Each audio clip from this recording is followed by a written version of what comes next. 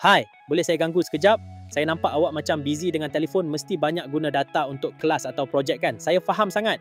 Sebagai pelajar, kita perlukan data yang banyak dan murah.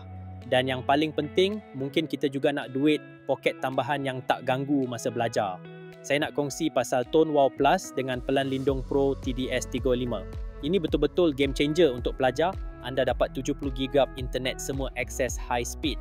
Streaming, study group online, download nota, semua boleh buat tanpa risau. Ada 5GB hotspot juga, senang nak kongsi internet dengan kawan atau guna untuk laptop. Panggilan suara unlimited ke semua rangkaian. Tak perlu risau bil naik masa nak berbincang projek atau telefon mak ayah. Dengan pelan ni, anda automatik dapat perlindungan takaful kemalangan diri percuma sehingga RM30,000 dan insurans hayat percuma sehingga RM4,000. Itu baru kelebihan sebagai pengguna. Sekarang, bahagian yang paling best untuk pelajar yang nak tambah duit poket tanpa jual barang ataupun kerja part-time yang ganggu jadual kuliah. Kami ada peluang perkongsian keuntungan Wow Warrior Empire. Anda boleh mula dengan hanya RM50 sahaja. Tak perlu modal besar macam nak buka kedai. Konsepnya mudah. Anda bantu kami kembangkan komuniti pengguna Tone Wow Plus. Hasil dari usaha ini, anda berpotensi untuk mendapat perkongsian keuntungan bulanan yang boleh mencecah 15 dik hingga RM30,000.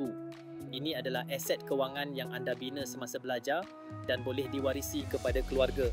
Bayangkan, pendapatan pasif boleh support yuran atau hutang PTPTN di masa depan.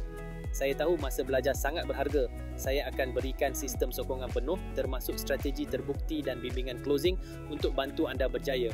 Anda hanya perlu fokus pada sistem, bukan perlu pening kepala cari idea sendiri. Anda dah jimat dengan 70GB data, dapat perlindungan percuma dan sekarang ada peluang pendapatan pasif yang tak perlu modal besar. Peluang perkongsian keuntungan ini ada kekosongan terhad dan cepat penuh. Kalau berminat nak tahu lebih lanjut bagaimana RM50 anda boleh jadi aset kewangan di masa depan, type kongsi untung Warrior dan hantar kepada saya sekarang untuk sesi penerangan ringkas. Cuma RM50 untuk ubah cara anda guna telefon dan jana pendapatan, worth it kan?